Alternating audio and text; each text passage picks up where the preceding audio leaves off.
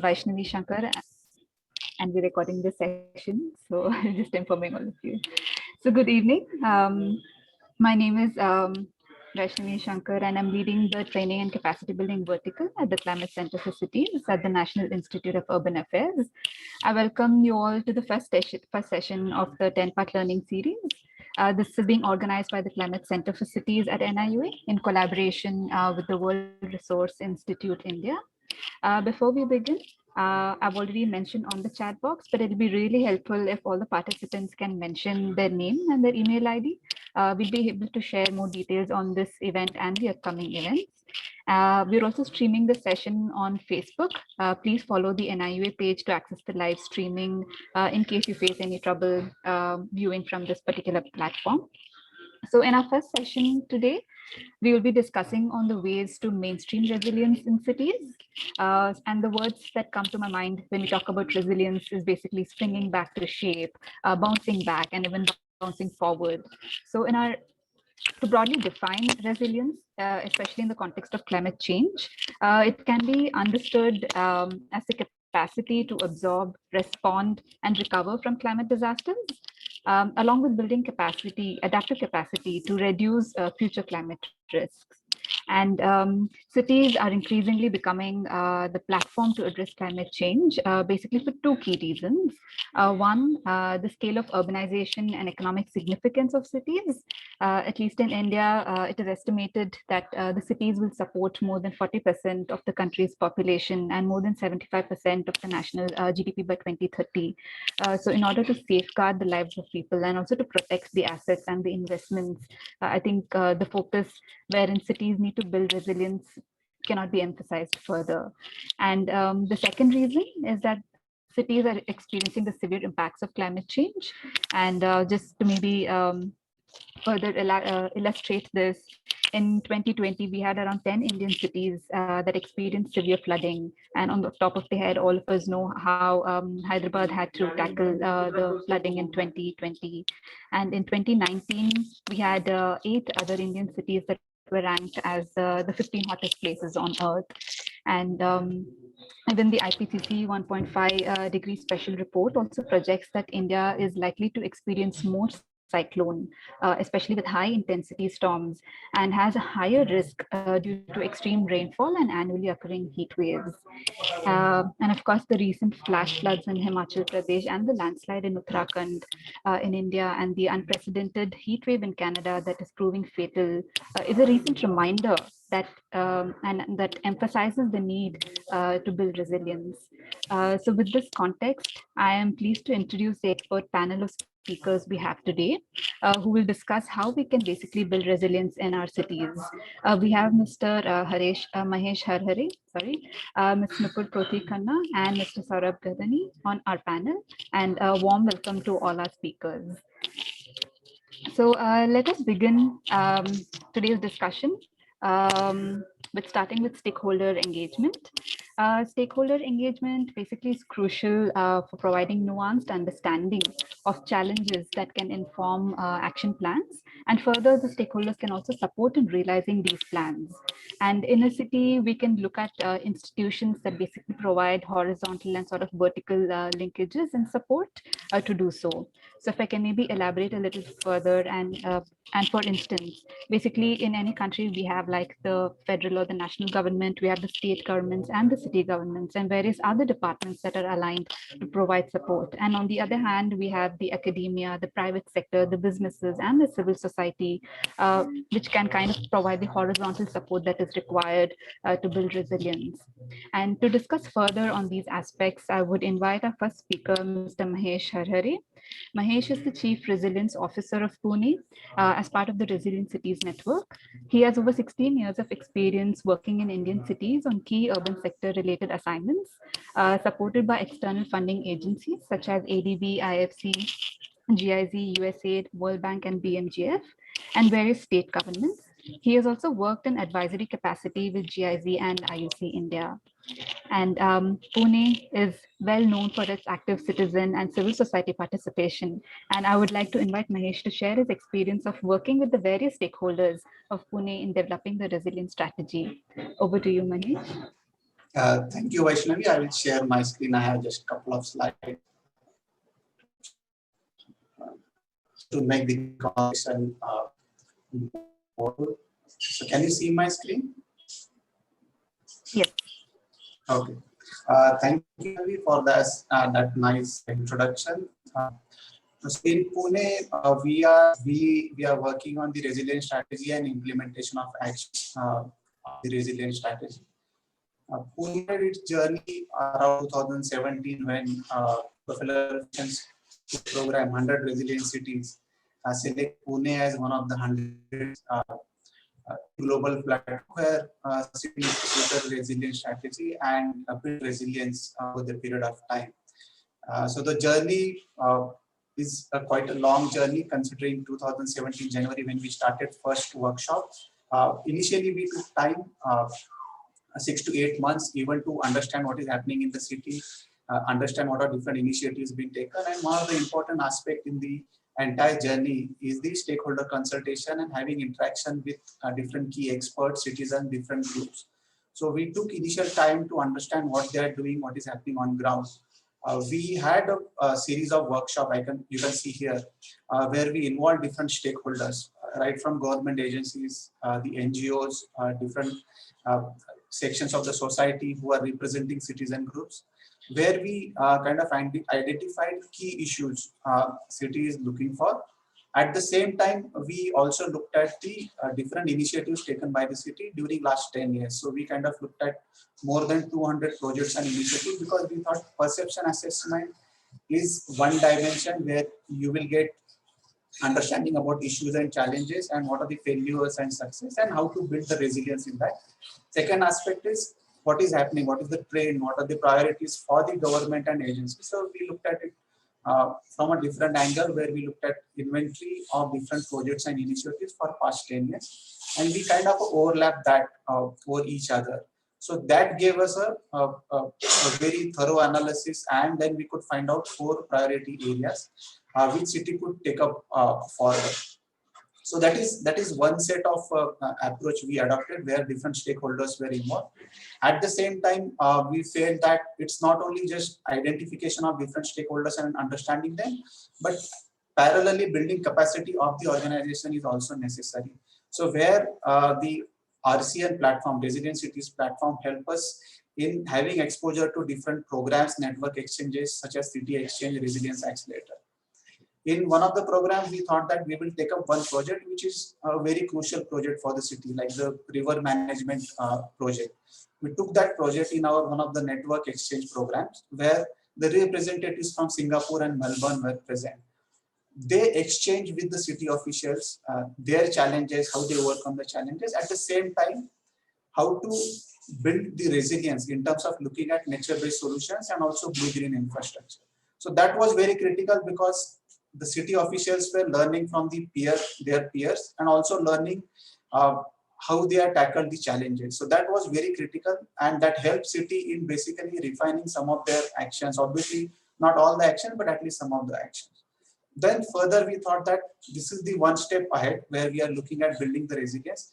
Another step was having an accelerator program through which we involved the Columbia University, supported by a Rockefeller Foundation and Resilience City Network, where a group of students, master students from Columbia University, USA, came to Pune and also they tied up with the local institutes to identify 7 stretches of the river where a lot of stakeholders were involved. They went on site, they understood what citizens' perception is there. So this is another layer of interaction and consultation which we kind of built into our actions, which help us in streamlining not only the strategy action, but also putting the resilience lens in some of the ongoing projects. Apart from that, we had a different set of interactions like City Exchange, where project like solid waste management, where we are talking about the climate change action and GHG emission as a priority. So we took those kind of a project to venture capitalists and the other funders, where we kind of showcase that project and we were trying to look at how to use the ICT and different technologies to improve the waste management system. So in short, this is a kind of a multi-pronged approach where initially we had interaction with different experts where we identified key areas. within those key areas, before identifying key actions, we had an interaction, peer-to-peer interaction where city officials interacted with other cities. At the same time, we also interacted with the VCs and funders to understand their opinion and their perspective in terms of putting money in this kind of a project as well. So it's a comprehensive approach where we went from a holistic city level approach to smaller action level or a project level approach. And that was very fruitful in terms of making our strategy very comprehensive, and some of the actions are taken up by city as well on priority. One such action is focusing on plastic waste management, where Pune is also part of the Urbanization program supported by Resilient Cities Network and other funding agencies like Circular Capital, where we are focusing on plastic waste management, and through Accelerator program, we will try to build the resilience around that aspect so that the overall solid waste management objective can be met. So this is example of a Pune city which highlights the collaboration and also taking into account the local understanding and taking those insights in building the resilience strategy. Thank you. Over to you, Vaishnavi. Great. Thank you. Thank you so much, Mahesh, for taking us through the process basically that was followed in Pune. I think the point that basically strikes a chord with me here is that one is, of course, the perception assessment of stakeholders in understanding where the concerns lie and also where the aspirations lie to a certain extent. And the other thing is the capacity building, not only in terms of providing training, but also in various different forms, like you just mentioned about the city exchange with Bellagio and also the accelerator program with Columbia University, in a way as to how this can build the capacity of institutions to take up some actions, or maybe to like restructure some of the ways they work to because of this sort of an exchange and twinning. So I think this is also very helpful for me to sort of segue to the next discussion that I had in mind, which is mostly looking at the accumulated resilience of cities. So basically the development of with respect to infrastructure and service provision like water, sanitation, and drainage connection, solid waste collection, like plastic waste management that Mahesh mentioned, and also access to healthcare are essential for building the adaptive capacity to extreme disasters to climate change. And this is in a way what we call as accumulated resilience, because this provides a foundation for responding to climate change to a certain extent. And in this context, the different kind of topics that also, if I can reflect back on what Mahesh said, as to looking at what the city has been doing in the last 10 years and leveraging on the ongoing work can be one of the ways to mainstream resilience. And now if I can draw all of your attention to ecological planning, we'll able to understand the potential of how this particular approach can mitigate risks beyond improving the quality of lives. And to discuss further on the core benefits of how this can be achieved, I would invite our next speaker, Ms. Nupur Proti Kanha. Nupur Proti is a landscape architect, planner, and a heritage conservationist, currently elected as the international board member of ICOMOS. In her experience of over 25 years, she has engaged with private and municipal clients across the world. And as a founder of Beyond Build, she has been striving to bring about a difference by focusing on reviving cultural heritage and ecological planning to safeguard the future of our cities. A warm welcome to Nupur, and over to you. Thank you, Vaishnavi. It's a privilege to be here with eminent colleague Sir Mahesh. And thank you for this question, because this is what my quest has been and is going to be for the next few decades. So I think it's a bit entwined with your whole idea of the questions you were about stakeholder before the question you raised to me about ecology. What we are trying to do now in our work and through whatever advocacy we take up is about plugging into what people know, not taking our expertise to people, but working with what people know and what they bring out in, and how they want to co-create with us. There are many examples and many little narratives I can give you from all over the world, because when you start focusing on cultural heritage, intangible heritage as well, you start realizing that each community is so enriched with memory. They can tell you about how their locality came up, even if they're migrants. how their locality came up, what is the situation back home in their village, so their understanding of ecology from a very sort of cultural narrative, where we need to plug and put our lens for future innovation. And this is the message I'm taking to, whether it's the Stockholm Water Week, whether it is to any forum, any meeting. Within the board also, I'm looking at nature culture issues. So ecology and cultural heritage gets shortened into nature culture. So I'm looking at nature culture issues, saying that any innovation we look at for handling climate change, for looking at resilience, has to look at that context. And that text is composed of a cultural narrative, a cultural perspective, and a basic ecology of the place. Being a landscape architect, I think you are almost brought to that. You don't design without, like told, the site speaks to us. So every time we are working on any city, I'll quickly take the example of Chennai, which is not represented here, but quickly taking the example of Chennai, the same city pulsating from drought to flooding to, it's a pulse. It's a rhythm, and it's the wrong rhythm that has set into all our cities. Now there is a eventuality of climate change, and then there is how we are mitigating it, how we are addressing it, how we are reacting to it. What happens is that because we are not really looking at where we are in a very small effort, each discipline, looking at how that discipline can contribute to that change, as well as each person looking at how they can bring about the change. I'll quickly mention here that seeing all of this happening around me, and we did some work on Chennai, water bodies. I've been working on water bodies in India for a long time. I started realizing every time we talk about water, the clients look at that water feature. Whereas when we come in, we look at what we call the cultural landscape. We look at connectivity, because water is only about connectivity. The problem that you see in a point is usually the source is far away. And if you don't start understanding as a generalist, and understanding the landscape for it, also look at solutions. If we don't focus on what people can bring as a solution, very often I find as professionals, we propose the solutions, we take the solutions to people, we buy them in, we talk them through it, and then the solution fails. Or the solution is successful, but there's no longevity to the solution. There's no stewardship to it. So any solution that we're seeking, I always say, has to come from people.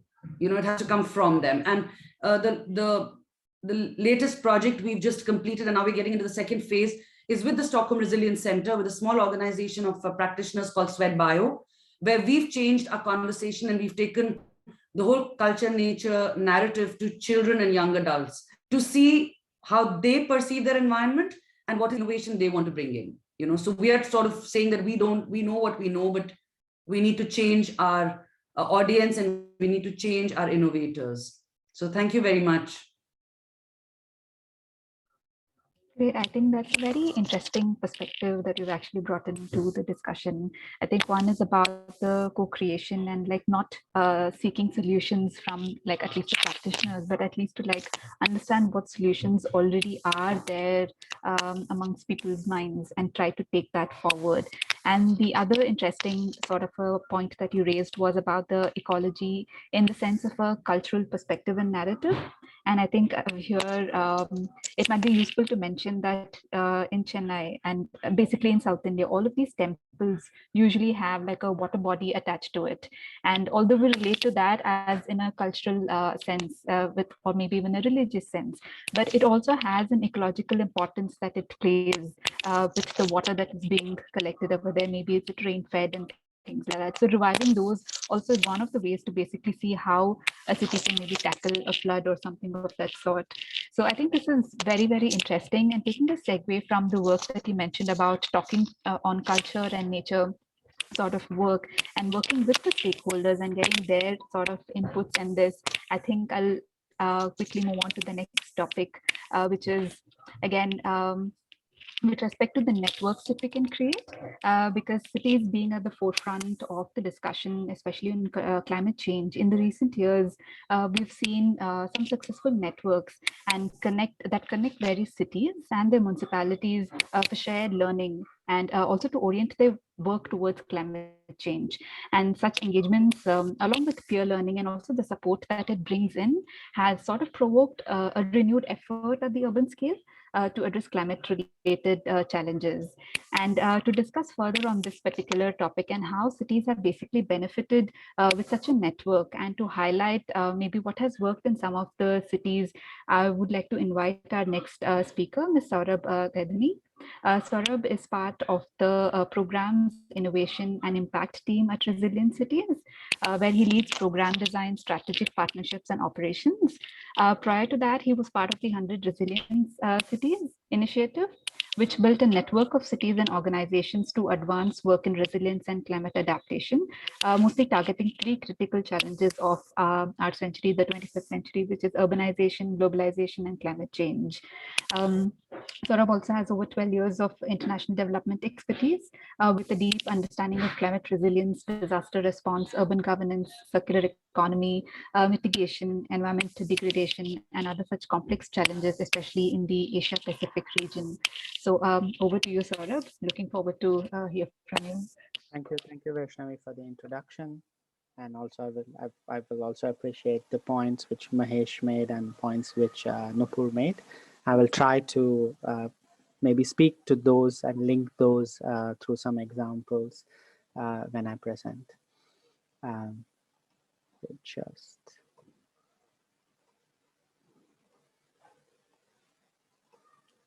So I think I will, before we get to the meat, I will just speak a little, bear with me for a couple of minutes. I will speak about resilient cities so you do understand the organization and how the organization has evolved from its predecessor on the foundation of Resilient Cities Network.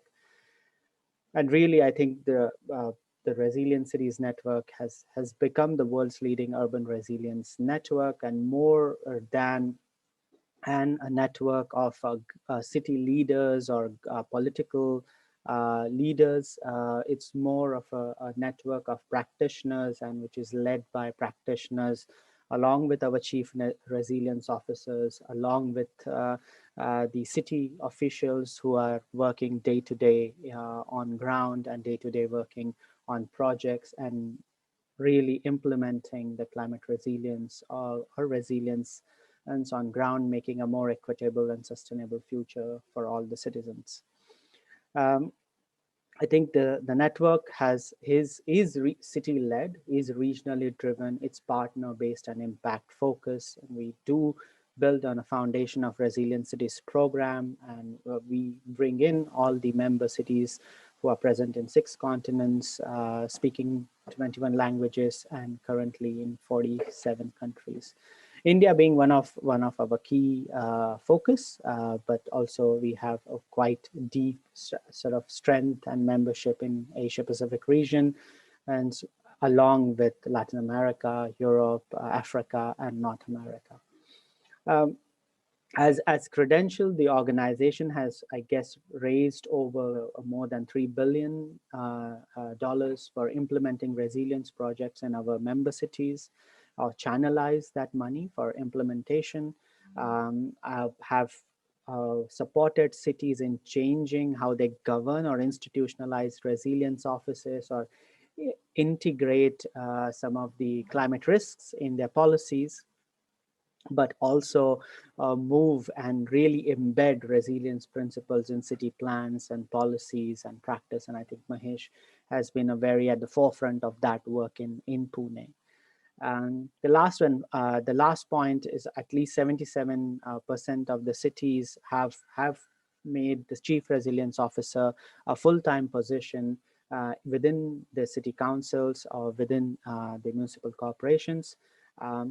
And it's something which I will like to see in India, but we are currently at a phase where the Indian system has the chief resilience officers, but are not sort of municipal staff members. They are all working in in a private capacity or an officer on special duty capacity.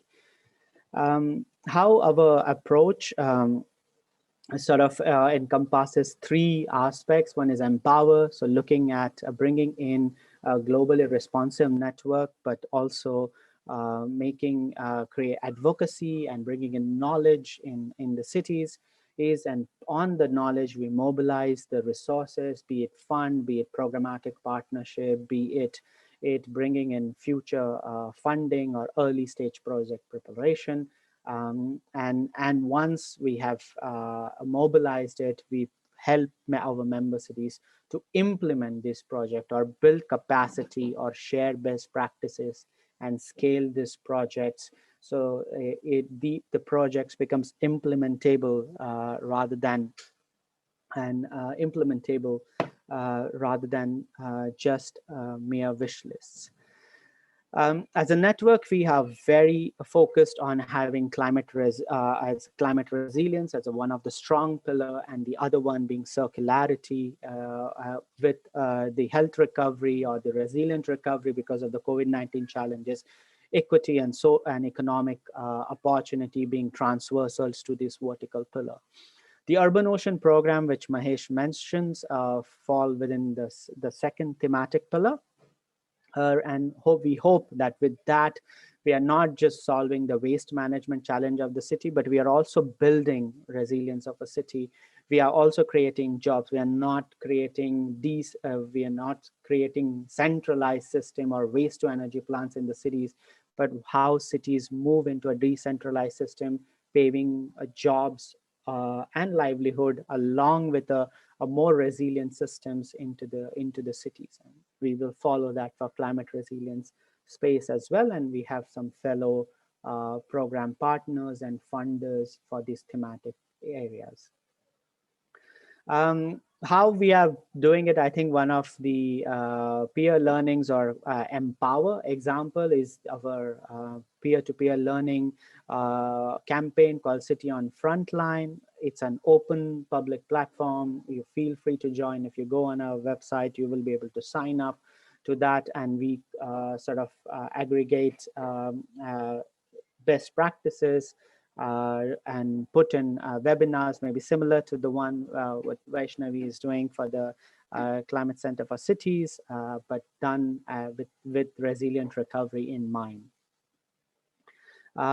We also move on forming community of practices. These are usually only for our member cities, but we try to aggregate knowledge and find clear problem statements so we can deploy investments or programs or any targeted solutions based on the demand in our cities. And I think, and that's the Urban Ocean program is really at the crossroads of testing out this multi-city approach, which is spanning across the topic areas and really working on one issue over globally, targeted on 5 cities in Latin America and Asia Pacific, Pune being one of the cities in India, playing a dual role. Also a city which has the problem, but also sharing its best practices when it comes to community-led waste management practices. But really looking at this particular ocean plastic leakage or waste management is a systemic problem, and resolving it rather than looking at what I say sort of a piecemeal approach, but really looking in a systematic way and then concentrating on where the gap is in the system, in the waste management system. The project moves are really targets on getting at least 5 projects out of from the program and hopefully implemented and link them to a project preparation facility or to the venture capitalists who are funding this program for us. I think I will skip this slide and just move and sort of maybe an information and open to all information as we are struggling with the COVID-19 recovery. So we prepared based on our experience, and a lot of this was supported also by the member cities and their knowledge in dealing with COVID-19 challenge. We prepared a toolkit for resilient recovery. It's an open source kit. You can go to our website. You will be able to find some of the tools which can be deployed into your project work or into ongoing recovery work into your cities, either by the corporation or the city council members or private sector members who are helping city council. Feel free to use these resources. And if you require more information for this toolkit, you can reach out to me or the NIUA team, who is also the owner of this toolkit. And this is where I think I will move and try to speak to examples, as what Mahesh mentioned was a very thorough process of not just stakeholder engagement, but bringing the verticals of the city and the horizontals of the city together to prepare resilience strategy. And with actually the map which Mahesh presented, that stakeholder engagement, if Mahesh sits down and talks about how much time he spent to get that one of the circles ticked, he would have, I think that will be a book on its own of how stakeholder engagement is so important when it comes to long-term planning for the city. These are not a 5-year or a 10-year work. These are live documents, and most of the time these are the work of a generation. So when the city of Rotterdam had two of the main rivers were polluted, it took them 30 years to move from a polluted river to a river and to a system which is clean, or the wastewater is taken care of. Yet there is a microplastics in that river. Yet it is not naturalized. It doesn't have ecological link. It is the solution, which is a 20th century solution and not 21st century solution. But still, these strategies have that will require that, and we have delivered it in 82 cities, and we hope that we get to help other cities as well to get these plans out. And as an example, how these action plans will come on ground, or these strategies will come on ground. Maybe one of the examples which I was part of and I helped push forward is making Surat's water plazas, or making Surat water resilient, and before I start presenting, I will just say to Nupur as well. I know it's not an ecological solution. I know the city needs to take a step forward and look at it an ecological solution. But we were looking at it as an infrastructure piece. And really, I think, Vaishnavi, as you mentioned, we knew this. We knew about water treatments. Our temples, our tanks had that solution as an infrastructure piece planned in our cities. We lost the plot, and we have to bring in Rotterdam to convince Surat to do exactly the same thing, which maybe 500 years ago our ancestors were doing as a no-brainer, as a part maybe of a spiritual exercise. But that is really where I think the partnership of a network like Resilient Cities comes to play, of how you can bring in the cities to work together towards one solution, taking on inspirations and so bringing in investment. So that partnership would have been not possible without the European Union's IUC program, which basically we leverage to push the Surat and Rotterdam partnership to aid Surat to look at its water, to bringing water resilience. While yes, Rotterdam looked at its water plaza in a very urban manner.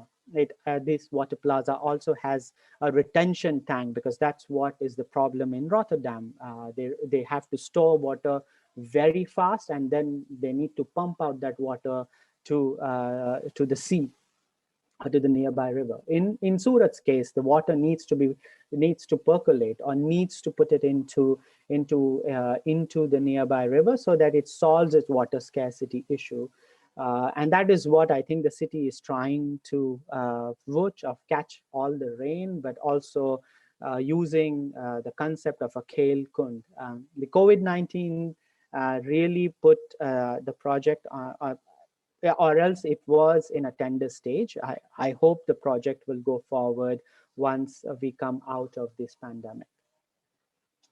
The second example of implementing resilience is I think, the platform we are in. That platform, when we were thinking of working in cities in India, it would have been it is not possible to work in Indian cities on their own. You have to take both the approaches, which is the bottom-up approach and the top-down approach. And that is really why, and this, at the rate of the urbanization and the scale of the urbanization, and that immediate need to aggregate, like which are the best practices, really, which practices, which Pune is doing might be beneficial for a Hubli or an Agartala or Nasik, who are tier 3 cities and who are coming up. So let's not repeat the mistakes. Let's let's aggregate our best practices and push it into a unit which shares it at the national level, at the Ministry of Housing and Urban Affairs, or either NIUA level, where the urban local bodies can refer to, which get the look of the Urban Resilience Unit, which was housed under the National Institutes of Urban Affairs, which was funded and created by Resilient Cities Network. And for 2 years, that unit has worked quite tirelessly to really support NIUA, support the Ministry of Housing and Urban Affairs leadership to push urban resilience agenda at the national levels, and also not ignoring the urban local bodies and the national level institutions and the universities. And I think that is what I call as a success for urban resilience, where now this center, after the end of the grant period, sits within the NIUA in the name of Climate Center for Cities. And I guess the mandate has become far bigger. The team, which was at maybe the found when the unit was there, were 4.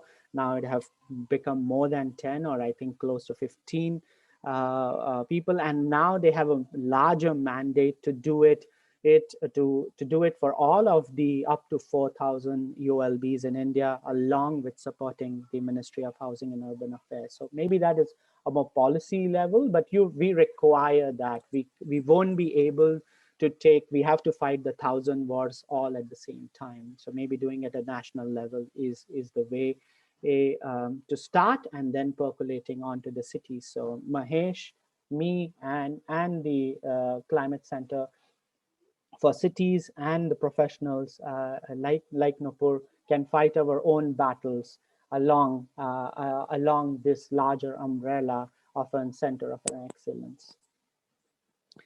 I will stop here. I think I will not present the Rotterdam's resilient neighborhood thing. I think Mahesh presented on the stakeholder engagement, maybe, which speaks to the participants who have joined. So we'll stop here, Vaishnavi. All right. Thank you so much, Saurabh. I think I'm going to just re-highlight 3 points that I stood out for me in your opening remarks. Basically, one is building partnership between cities to nudge that inspiration that they have. Like we're talking about the Surat and the Rotterdam sort of an connect. And the second, I liked that you pointed out the sort of what Nupur said with respect to ecological versus how we are looking at some of the solutions in sort of an infrastructure way. I think there are many solutions. Of course, looking at it from an ecological and cultural perspective is one of the ways, because we have so much, at least in Indian cities, that we can conserve and revive. But in addition to that, we definitely do need other additional sort of solutions, for at least when we're looking with respect to water. And the third is not only between India and cities from across the globe, but also bringing that connect between Indian cities itself to see if similar sort of practices can be sort of taken over by other cities. And to close, I really like the way you put saying we need to fight all the wars records at the same time. So in the sense that we had to look at it at the national level for a policy level and maybe at the city level and in all of these different ways. So I think I'll use this opportunity to maybe move to the next one and ask you another question on that end, which is if you could very quickly maybe highlight like a measure or an approach that we can look at for Indian cities for mainstreaming resilience, maybe one each for like in the short, medium and long term. If I will get back to all of the other speakers as well. I wanted to quickly get their opening remarks and then we could have a discussion around it. Moving forward, we'll also have a Q&A. So if the participants want to ask any questions, you can just drop it in the Q&A box and we will get there in the next few minutes. Saurabh? Yeah, thank you. Thank you, Vaishnavi. I think, and this is where I felt as working here, when maybe both of my fellow panelists will agree. When you talk about resilience in a general manner or a holistic manner, no one really understands how to get it in the project form, and no one like it's a little far-fetched idea. We don't even have uh, the closest possible meaning of resilience in any of our languages, any of our regional languages. So it's a feels a little far-fetched of an idea, though we are a very resilient culture. Uh, I think looking at that as an initiative at a sectoral level will be very helpful for Indian cities.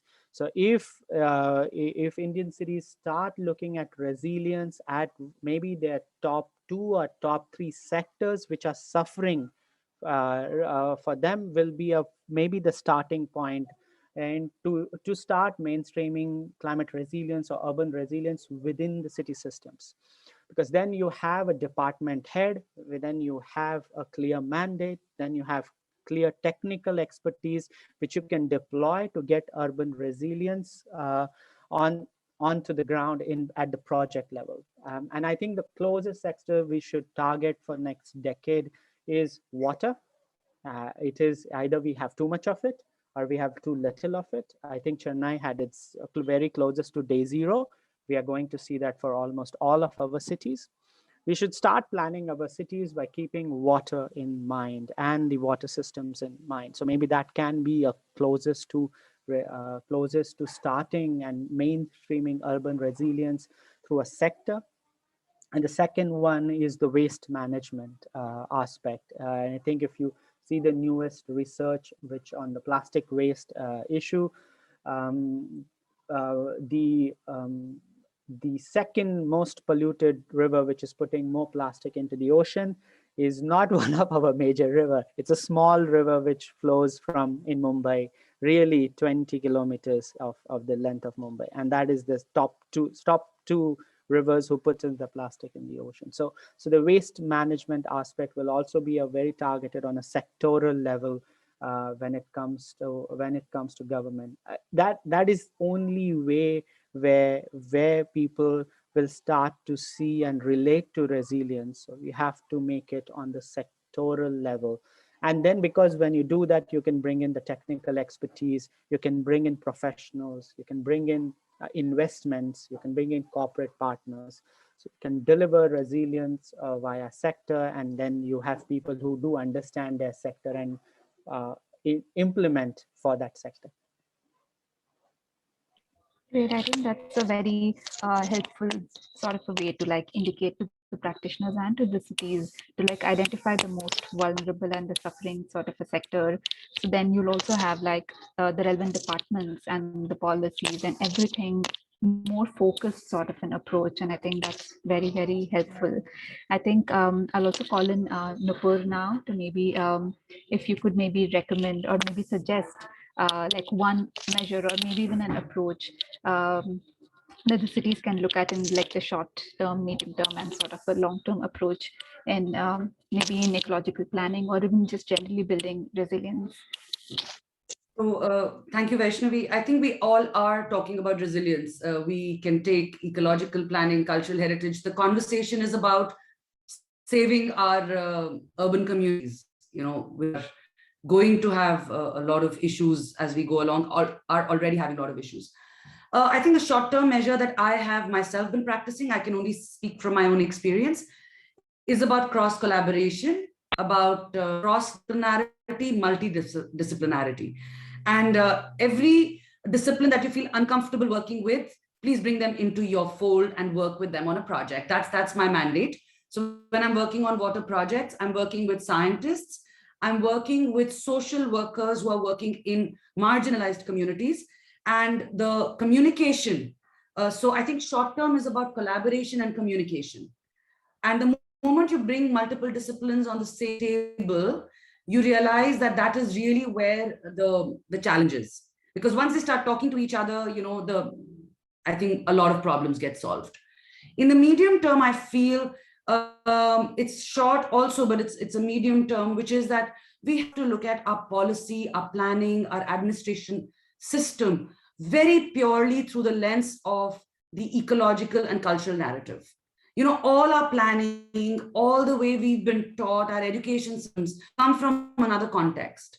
And there is so much disparity between what is formally coming to us and what is the informal reality around us, that now in like Saurabh said very beautifully, a 21st century solution has to be, how do we bring them together? The learnings from other societies, however, the solution has to be from our own context, our own, and we have a very particular cultural and ecological context. My long term actually is it's a dream which I'm seeing happening in many, at least the Nordic countries, which is they have a position like my colleagues are talking about the chief resilience officer. My dream is about a chief ecology officer, chief heritage officer that looks at natural and cultural heritage both. And it's not very far-fetched, because I go to conferences, even the landscape conferences, where you have a chief landscape architect for a country, and they make presentations on how the country is behaving, looking how the cities are behaving. So I don't think it's that far-fetched, but I also am looking at the professions that I represent of landscape architecture, cultural heritage and planning, to actually mainstream, play a mainstream role in politics and bureaucracy. Because I feel we have a third eye, not the Shiva's third eye of destruction. We have a third eye where we can see physical realities. We can look at a thing and say, this is how it's going to be if you do this, and this is how it will be if you take this step. I think our profession has to bring out that visualization that is very inherent in our practice and our learning, to bring out the wind projects and change what the urban physical reality is on ground. So yeah, thank you for the question, Vaishnavi. Yeah, I think that it was very helpful, because you broke it down in these three sort of a step-by-step sort of a thing that the cities can actually look at. And I think even as practitioners, there are many things that they can actually take away, that they can start focusing on, at least for the short and the medium term, in a way how they can support the cities. With respect to one, of course, cross-collaboration and communication, immediately something that they can look at. And in the long term, to relook at our policies and regulations and make it more contextual in that particular sense. So maybe now I'll come back to Mahesh. If maybe you can draw relevance from the Pune strategy, maybe as to how you all went about identifying some of the actions for short, medium term, or just generally about whatever you think we have to start looking at. Because Pune may have been very specific, but if you want to draw anything from there, I think that would be very helpful to know. Definitely. So when we were doing the consultation, we always used to come across a common theme or common issue. For example, when we were doing consultation about the urban environment, so solid waste was coming out as a priority area, even within urban environment, although the focus was more on a water bodies and then the hills and the biodiversity part. Even during the consultation in other sector, for example, economy, we had another sector called economy.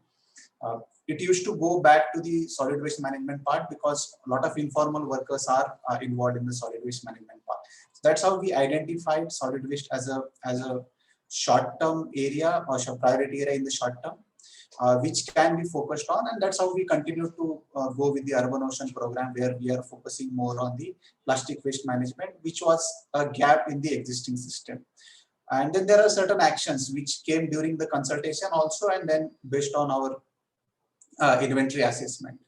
At the same time, we also thought about the planning process, which is like a lengthy process where we may not be able to influence in the short term, but definitely in the medium term and the long term. For example, Pune is building something like 40-kilometer network of metro rail, and there is a provision for transit-oriented development. There is a proposal to develop a TOD along that 500-meter on the both side.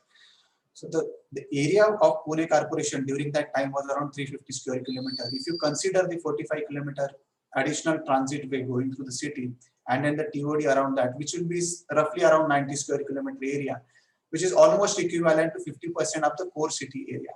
So definitely the planning for that, the design for that, it will have a substantial impact on the Pune's overall fabric and also on the overall infrastructure facility. So in our recommendation and in our action plan, we thought about it, and then we kind of recommended that even before going for a TOD kind of a measure, even giving certain FSI for a development, cities should first understand what is the critical nature of infrastructure, what is the carrying capacity of the infrastructure, and what they need to do. Some kind of a scenario analysis need to be done, because at the same time we are talking about the environmental aspect and the load on environment because of the infrastructure. So that is medium to long term, which is also impacting the overall development planning process, because development plan is typically prepared 10 years back.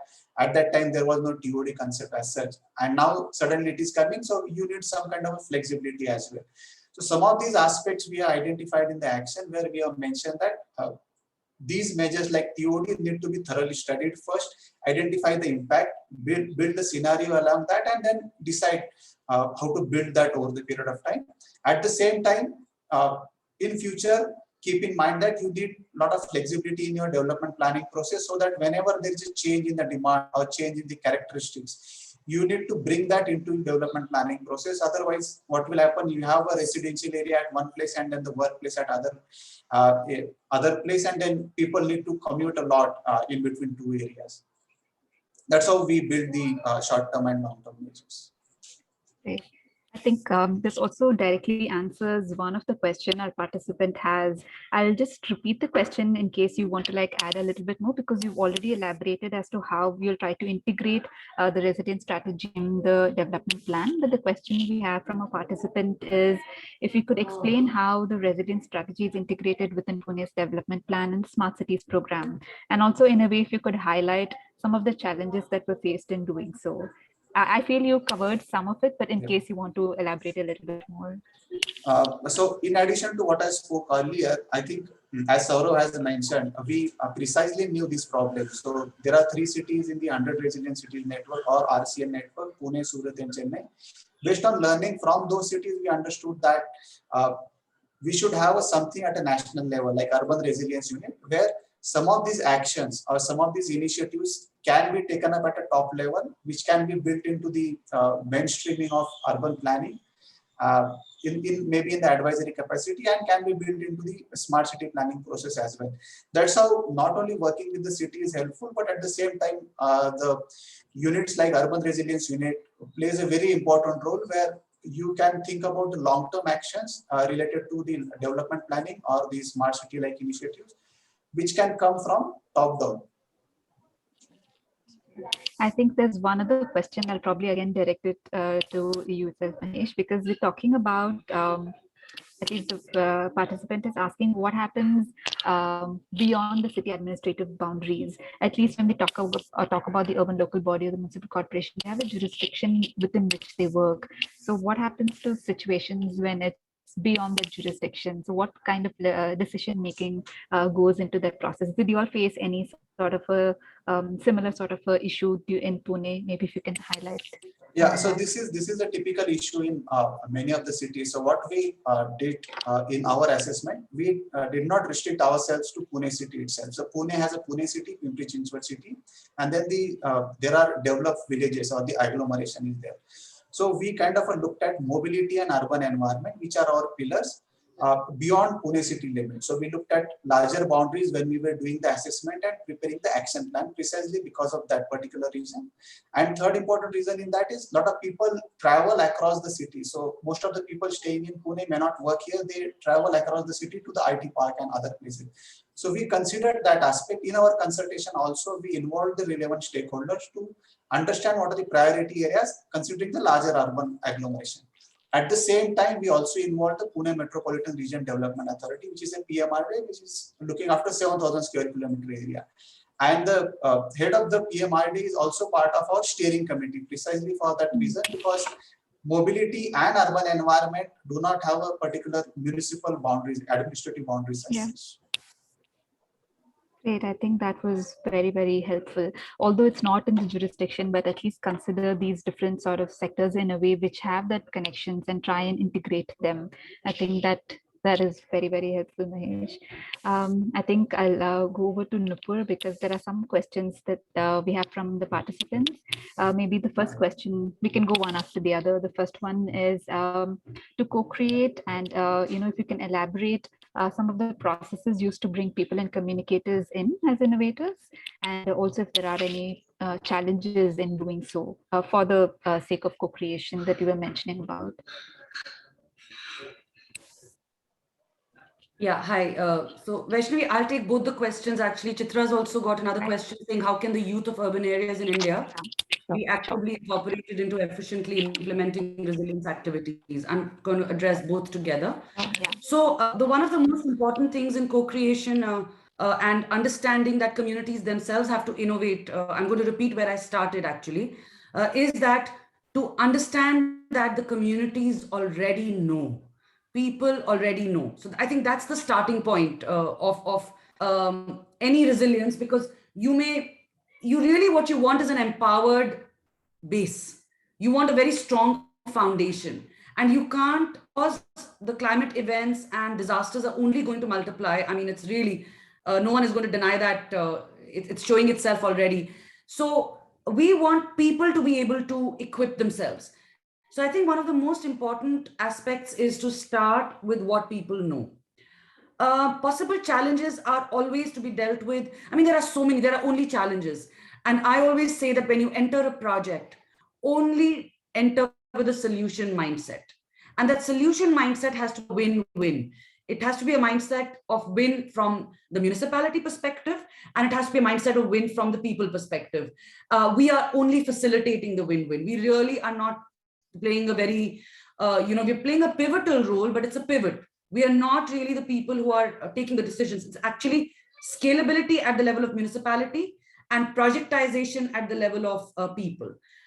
And I think the youth have to play a very important part in this, because we started many years back, almost from 2014 actively, but started thinking about it from 2010, how the 2030 agenda, how the sustainable development goals could actually be translated, because it would be people who are in there for around 15 or 13 to 18 age group who are going to be playing some roles in the next 10, 15 years, right? So we started thinking about how proactively we could look at what a very senior colleague has called literacy. So it's not education, it's not degrees, and it's just creating environmental literacy. And environment, again, encompassing both culture and ecology. So really we need to look at with youth is in our formal education systems, our informal systems of, whatever we give to the youth has to be based on increasing their environmental literacy. And we are a culture jugaad, and we know that necessity is the mother of invention.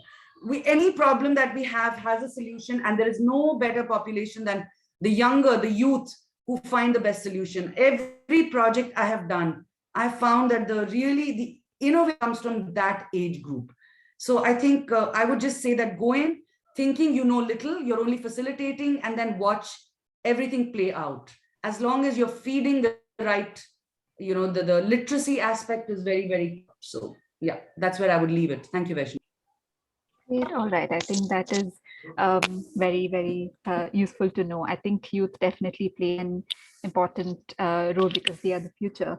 And I think we also see how this kind of like really worked out during the pandemic across the country as to how they were pretty much at the forefront helping various other communities in a way. So of course they have a lot of potential, but like you said, they need that particular guidance and that literacy that you were talking about. I think that is very, very important and something that we can basically focus on. Um, so I'll move on to Saurabh. I'll ask the next two questions maybe to Saurabh, but I'll also request the other panelists if they would like to chip in. One of the ones is on data collection and analysis and how cities can actually, or even the organizations that are collecting so much data across, help in tackling urban resilience, basically. If you could take that, Saurabh. Yeah, I think um, I will just say that data collection is important, but maybe uh, maybe not just data collection, but data driven decision making. That is what is important. I think one good example, which I think Pune did for during the COVID-19, was the use of their data center to really look at the hotspots, look at the neighborhoods which were hotspots, and mapping out those hotspots or for tracing. I think data is very important, but then we should not think of it as just a collection exercise. We will get as much as data as we want, but what is the main? I think before we jump into data collections and getting data, we should understand what is the use of the data, how we are going to use the data, what is the decision we want based on that data. I think that will help us more we have the technology, and I think, and we Indians are good in that technology. It's not something we don't know. We will teach others how to run that technology. Mm. It's not about the technology. It's about the structure, the use of it. Um, So, um, yeah, I would like to take the next question as well yeah, on go, the go. investment. Basically, so this participant is asking that considering our current situation and our priorities may lie on different other topics because we still like sort of developing in nature in that sense. So then how do we like get this investment to basically build resilience? I'm Um, going to. I if we was. can address that. Yeah, I'm going to. I was going to type in the answer for that, but I said I will answer it live. So I will. I will just say maybe, in one word. Yes, we are developing, but we are also a developing economy. We do spend a lot of money. A lot of money. India spends a lot of money on infrastructure. We have capex. We actually have less than what we need, but we do have capex investments. All we need to think about that we need to resolve three problems by same investment. That is what is resilience is all about. If you understand that a particular in piece of infrastructure has to do more than what it is intended to do. So for maybe one of the good examples, Marina Barrage in Singapore, where it stops the storm surge. It is also a raw water treatment facility, and it also is a public park. The facility, the top of that facility is a public park. So it is solving three or four challenges which wanted to tackle. I think also I will sometimes we forget that the investment when we are doing actually we are at the correct location for investment. We will not even build the infrastructure we need. So maybe we should just leapfrog. We leapfrog. We don't need to do the 20th century infrastructure. We leapfrog into 21st century. We don't need to do the Chicago River. We don't need to do the transportation network, which maybe other cities are. We leapfrog and we do the 21st century one. Maybe we will be the best practices when Africa comes developing or when other regions will be developing. So I guess it's about channelizing that. The second one, I think, and this is where I think more than investment is I know everyone jumps on investment. I know we are running short of time. I'm going to take 1 minute. It's about capacity. We lack capacity at our city council levels. And I think maybe as part of the center, maybe the one of the work is to not just the build capacity in the current employees or the current structures within our cities, but to really make it attractive for youth to join the corporations and work for there, and making it sure that we are not just hiring engineers or civil engineers for that, but you're hiring urban planners, you're hiring economists, you're hiring landscape architects. Why can't landscape architects head the environment department of the city? Why can't an urban planner lead the why? For how many years we will require a town planner to do the city development plan? We require an urban planner to do a city development plan. Where is my chief urban planner? We have a chief engineer. Where is my chief urban planner in my city? We don't. So it will work both ways, not just the money. If you build the capacity, the money will come.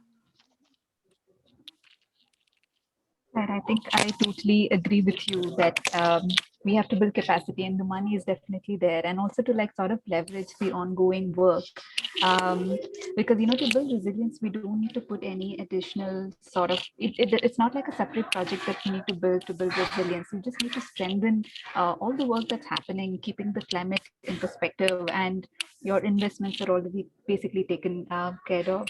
And if I can also just add a little bit on the data sort of the point that one of the participants raised. So I think data collection is one of the things, but like Saurabh rightly said, data informed decision making. So translating that is the bigger challenge. And maybe here I can just quickly highlight the Climate Smart Cities assessment framework that we conduct and the results that was announced last year. So it is very helpful for cities to understand where they stand and where they can basically prioritize. So the data in that way is kind of a powerful sort of information that the cities can actually use to like maybe take prioritize and take particular decision. So I think we do have, okay, these are answers to the question. So that is pretty great. Okay, I think we are also very close to cutting the time shooting off.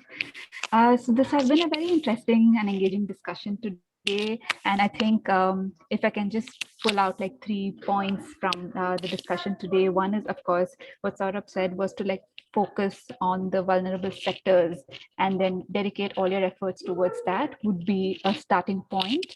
And I think I'll take back what Nipur said on, the win-win between the people and the municipality. So kind of threading between that and balancing that is something challenging.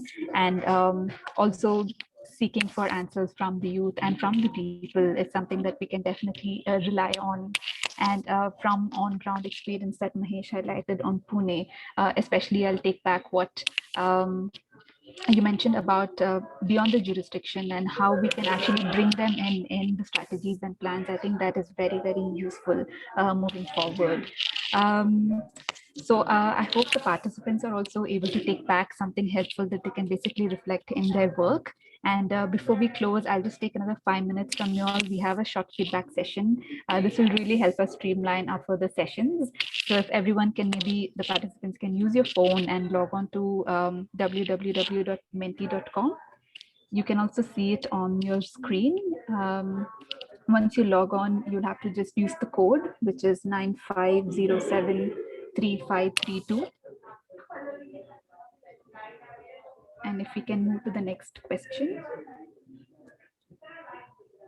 So we would like to know on a scale of 1 to 5, how we would like to rate this particular session on 3 parameters.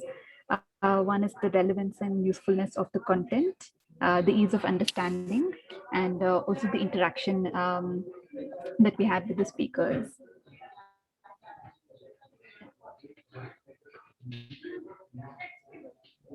We'll just wait a couple more seconds for people to like log on to menti.com and maybe answer this particular question.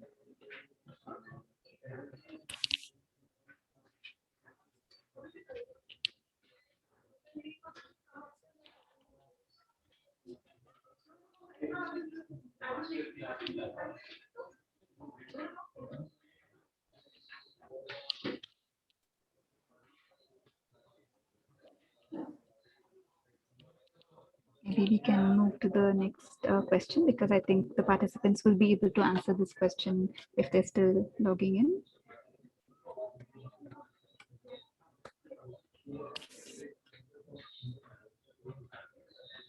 If y'all can type in the key takeaways that y'all are going to take back from this particular session. It could be a word, it could be a short sentence.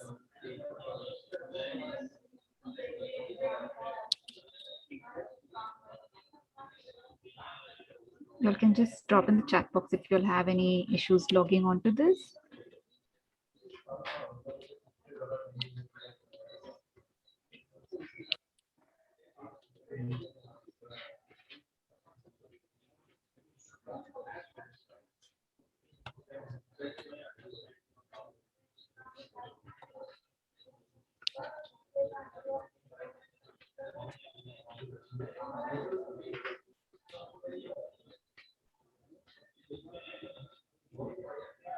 I think Nupur's point on collaboration and literacy is something that has really popped up and useful.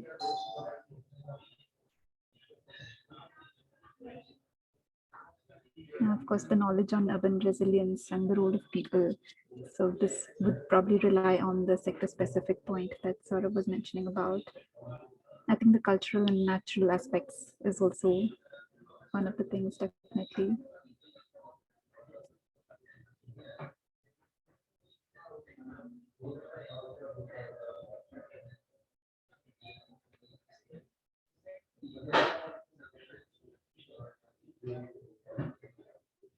Of course, the data-driven decision making as well. Yeah.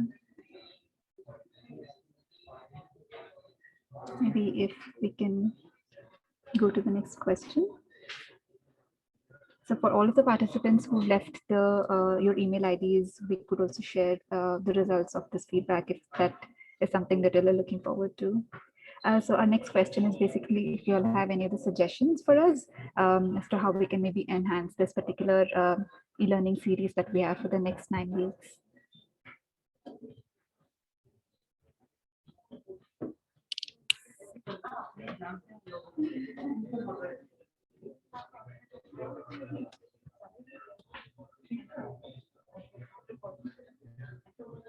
I think we're going to leave this box open and you all can please type in your suggestions. But in the meanwhile, what I'll do is I'll take this time to thank all of you, firstly for the feedback, because this is definitely going to help us for our upcoming sessions. So the next learning series session is on 22nd July, which is next Thursday at 3 p.m. And we'll be focusing on air pollution in the next session, specifically on the tools to measure air pollution and also the sector-wise actionable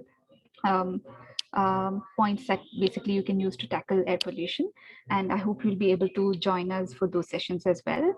I now thank all of our 3 speakers for joining today and sharing their experience and expertise with us, because I think it has been a very interesting learning, and it's also to bring all of those different points and the different perspectives that you mentioned about on like one particular platform.